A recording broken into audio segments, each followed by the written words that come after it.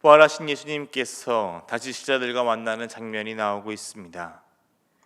요한복음에서는 세 번째 제자들과 만나시는 장면입니다. 먼저 1절의 말씀을 보겠습니다. 그 후에 예수께서 디베라 호수에서 또 제자들에게 자기를 나타내셨으니 나타내신 일은 이러하니라. 1절의 말씀 보면 장소가 언급됩니다. 디베랴 호수입니다. 베드로를 포함한 7명의 제자가 지금 이곳에 있었습니다. 부활하신 예수님께서 주신 사명을 가지고 이곳 디베랴 호수에 가 있었던 것일까요? 아닙니다. 3절의 말씀을 보겠습니다.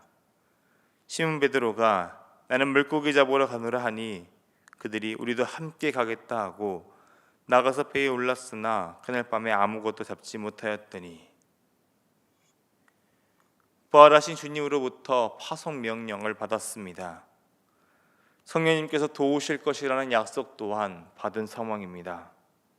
그런데 어째서인지 이들은 지금 디베랴 호수에서 물고기를 잡고 있습니다. 예수님을 만나기 이전 과거의 삶으로 돌아가 있습니다.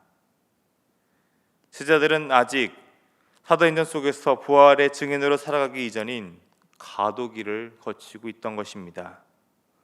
무엇을 해야 하고 어디로 가야 하는지 모르기에 그들이 할 수 있던 일, 익숙한 삶의 자리로 나아간 것입니다.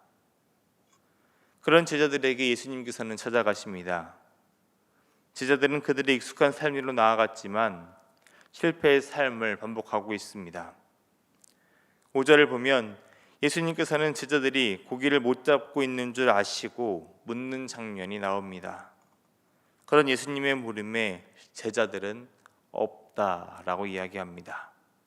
이 장면, 3년 전 예수님께서 베드로를 부르셨을 때 그 장면과 겹칩니다.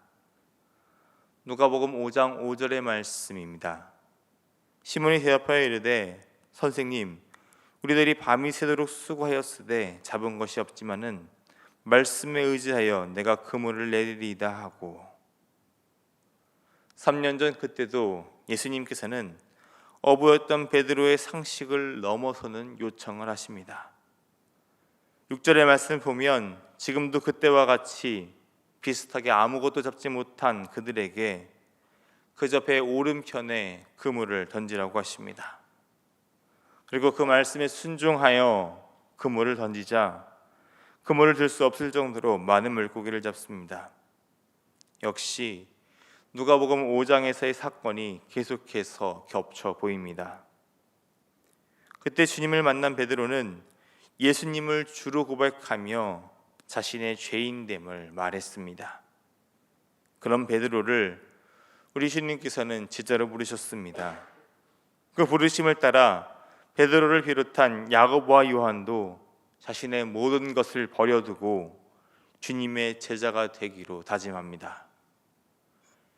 예수님이 부르심에 따라 제자가 된 그날은 이들의 삶에 있어서 깊게 새겨진 사건이었을 것입니다.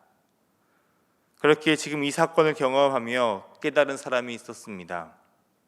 실제를 보면 예수님께서 사랑하시는 제자라고 언급하고 있죠.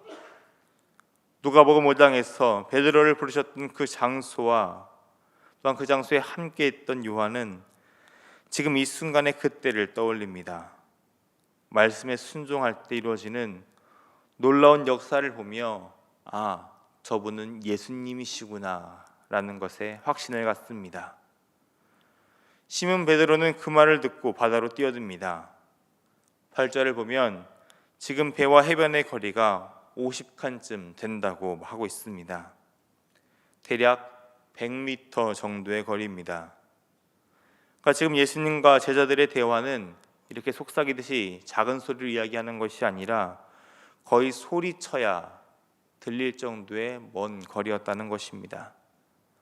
그 먼 거리를 주님이시라는 말 한마디에 베드로는 곧바로 행동합니다.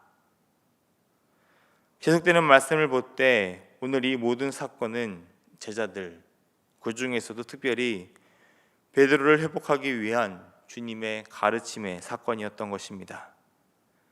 베드로를 부르셨던 그 사건과 같이 베드로의 첫 고백이 있던 그날과 같은 일들을 보여주시며 예수님을 향한 베드로의 첫사랑을 떠올리게 하십니다.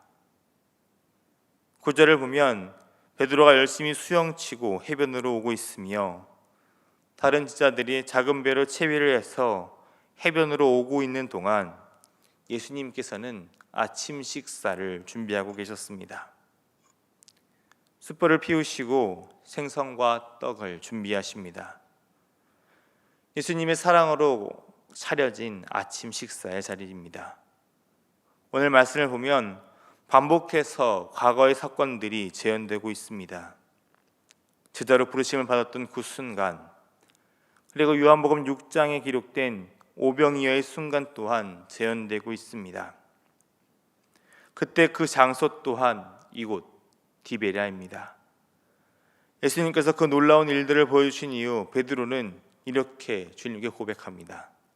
요한복음 6장 68절의 말씀입니다. 시몬 베드로가 대답하되 주여 영생의 말씀이 주께 있사오니 우리가 누구에게로 가오리이까? 영생의 말씀이 예수님께 있다고 고백합니다. 생명의 떡이신 주님을 경험하고 그 생명의 떡을 나누었던 그날을 지금 베드로는 떠올렸을 것입니다. 또한 요한복음 18장에 기록된 안나스의 뜰 밖에 있었던 그 순간 또한 재현되고 있습니다. 숯불 건너편에서 예수님을 부인하던 그때가 사무치게 떠올랐을 것입니다. 지금 숯불 너머로 보이는 예수님의 눈빛, 그리고 예수님을 부인했을 때 베드로에게 보이신 예수님의 눈빛은 동일했을 것입니다. 사랑하는 제자를 향한 사랑의 눈빛이 그때도 지금도 여전히 베드로를 향해 있습니다. 지금 이 자리에서 베드로는 어떤 것을 떠올렸을까요? 여러 복잡한 마음이 베드로에게 있었을 것입니다. 그것을 다 아시고 주님께서는 지금 이 상황을 이끌어 가십니다. 회복과 확신, 위로의 식탁이 그날 아침 따스한 숯불로 마음이 굳은 제자들의 마음을 녹이고 있었습니다. 오늘 주님께서는 동일한 사랑으로 우리를 품으십니다. 그 따뜻한 사랑이 담긴 식탁을 우리에게 베풀고 계십니다. 그 자리가 때로는 이전의 기억을 떠올리며 주님을 향한 뜨거웠던 사랑을 떠올리는 자리일 수 있습니다. 주님을 향한 그 사랑을 회복하는 자리입니다. 그리고 그 자리가 주님을 향한 믿음의 고백이 담긴 자리일 수 있습니다.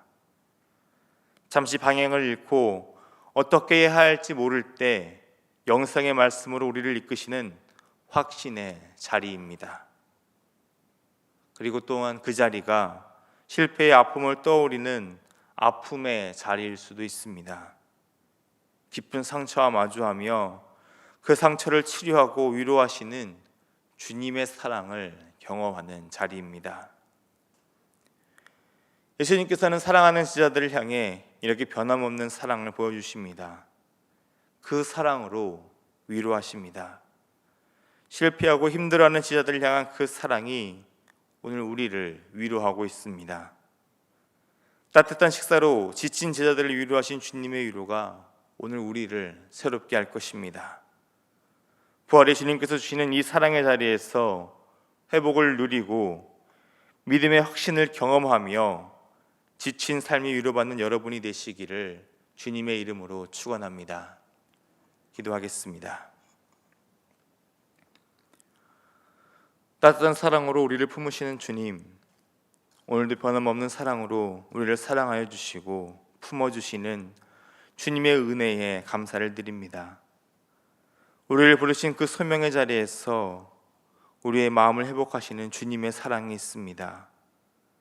우리가 방황하고 헤맬 때 우리를 다시 부활의 증인으로 살게 하시는 주님의 따뜻한 인도하심에 순종으로 나아가는 우리가 되게 하여 주옵소서. 주님께 받은 이 큰 사랑을 우리 또한 전하는 자가 되게 하여 주옵소서. 우리를 위로하며 회복하시는 따뜻한 그 식탁과 같이 부활의 증인으로 살아가며 주님처럼 그 사랑을 나누는 위로의 사람이 되게 하여 주옵소서. 이 새벽 우리를 위로하시는 주님 앞에 나아갑니다. 기도할 때에 우리의 마음을 어루만져 주시고 믿음의 결단과 주님을 향한 사랑이 회복되는 은혜의 시간이 되게 하여 주옵소서. 사랑이 많으신 우리 주님 예수님의 이름으로 기도드립니다. 아멘.